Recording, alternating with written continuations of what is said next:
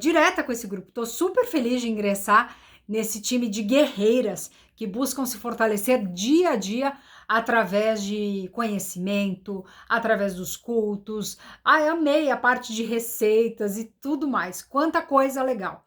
E eu espero realmente agregar coisas importantes para o seu dia a dia. Vamos entender o que é o coach? Então tá bom. Vamos pensar o seguinte: coach é uma expressão que vem do idioma inglês, mas que foi absorvido para o português, tá ok? Mas o significado de coach é professor, é um treinador, ok? Então, o que mudou nesse processo?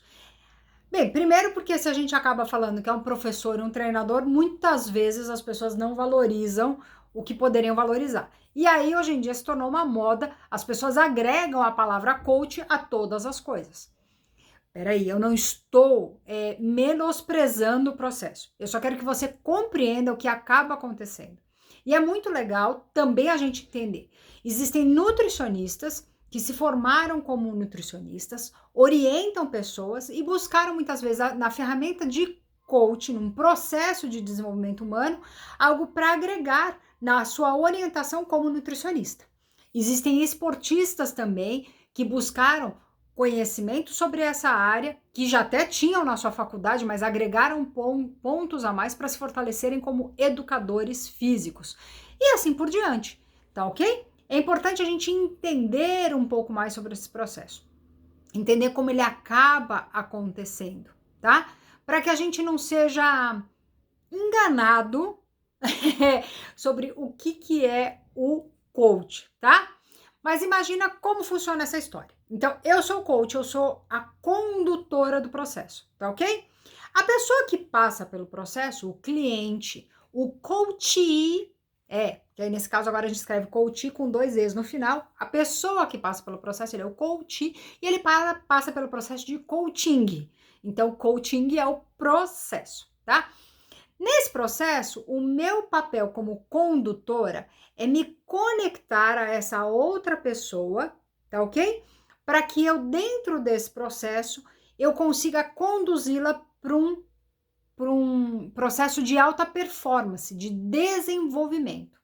Vamos entender como funciona isso? Normalmente, uma pessoa que vem buscar o processo de coach, ela fala assim: Alessandra, eu estou buscando uma promoção no meu trabalho e eu não tenho habilidade na comunicação, não sei falar em público. Alessandra, eu travei, não estou conseguindo vender, eu não sei vender. Alessandra, eu assumi um novo cargo, preciso liderar esse time e essa equipe. São assuntos como esse que acabam sendo abordados numa sessão de coaching. Normalmente, quando uma pessoa... Eu falo normalmente, gente, por quê? Porque é importante entender que o processo ele é contratado, pelo menos isso acontece comigo, e eu busco seguir essa cartilha. Quando as pessoas me procuram, eu alinho as expectativas, eu pergunto para ela o que você veio buscar, o que você quer, e eu digo para ela assim: olha, o processo funciona assim, normalmente são 12 encontros, um encontro por semana, e quando eu faço esse alinhamento de informações, eu até digo, pela minha experiência, que eu às vezes falo: olha, em 10 encontros a gente consegue resolver. Às vezes eu falo 12, mas olha, quando estiver lá no 8º ou 9º, talvez eu te diga que a gente precise de mais sessões. Eu já tive pessoas que trabalharam coaching de carreira para definir qual era a carreira que ela ia seguir e elas tiveram 10 sessões. Como eu já tive empreendedores que tiveram que trabalhar a sua transição de carreira até assumir cargos, se tornarem diretores, que a sessão deles durou muito mais que 24, até 48 sessões, porque foram trabalhadas várias etapas. Então, existem ciclos no processo. A gente trabalha uma etapa, passou esse ciclo, alcançou a meta desejada, passa para outro, tá ok? É diferente. Acho que tão importante quanto entender o que é coach é entender o que não é o coach. O coach, ele não é uma terapia, tá ok? Apesar de ser muito parecido. Inclusive muitos psicólogos também, ou até terapeutas, usam o processo de coaching, tá ok? Mas nem todo coach é terapeuta ou psicólogo, é importante compreender isso, tá? Para você, quando você for buscar a informação. Eu também digo assim, até quando eu faço a formação de coach, eu digo assim, seja muito sincero com o seu coach, com o seu cliente, para dizer para ele, olha, isso eu consigo fazer, isso eu não consigo fazer, para direcionar ele para a coisa certa. Vamos entender isso no nosso universo, dentro da igreja? Eu preciso entender também que tem coisas que são espirituais, tem coisas que são emocionais, tem coisas que são psicológicas. Ué, mas tudo não pertence a Deus? Sim, tudo pertence e tudo está entregue nas mãos de Deus. Toda essa obra maravilhosa pertence a Deus. Mas existem portas de entrada de mudanças que seguem uma cartilha diferente. Então, muitas vezes, eu lembro quando eu cheguei aqui nos Estados Unidos, a minha filha mais velha, ela acordava histérica, berrando. Pensa no meu pânico como mãe, meu marido, a gente não sabia o que fazer.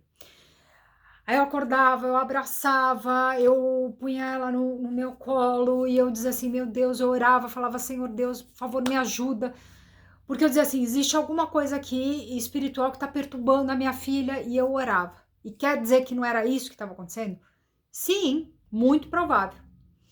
Ela urrava. Meu marido até em uma das orações ele falou assim, Ale, eu vi uma cobra no canto do quarto, né? Durante o momento de oração. E a gente expulsou e pediu, e na época o pastor Jonas nos ligou e a gente teve um direcionamento tão legal que o pastor Jonas falou assim, lembra que vocês estão numa fase de mudança, né? Vocês foram para um outro lugar. Assim, quantas coisas você com seu marido talvez estão conversando na frente da Sara que está causando um mal-estar para ela. Então, pode ser algumas coisas que vocês primeiro precisam ter a sabedoria de não conversar mais na frente dela. Percebe que nesse momento a gente já não está falando de uma questão especificamente espiritual? Consegue entender isso? A gente está falando de uma questão que vai um pouquinho além. A gente está falando de uma questão que a gente precisou ter sabedoria, claro, que veio de Deus, mas uma sabedoria até assim, de falar assim, não vamos expor tanto a isso. E a gente também, aí o pastor Jonas falou assim, sai para andar com ela, às vezes nessa rotina vocês estão vendo tanta coisa, vê casa, vê escola, telefone, tanta burocracia, tira um tempo para andar com ela num lugar, numa área livre, né, andar de bicicleta, fazer uma coisa com ela, para trazer leveza. E então, é claro, percebe a junção? Teve as questões espirituais, mas teve também as questões psicológicas para serem trabalhadas. É muito legal a gente compreender isso. Meu objetivo não é me prolongar, eu tenho muita coisa para falar sobre isso, até para trazer esse discernimento, e eu tenho uma preocupação, né, um temor para falar sobre isso.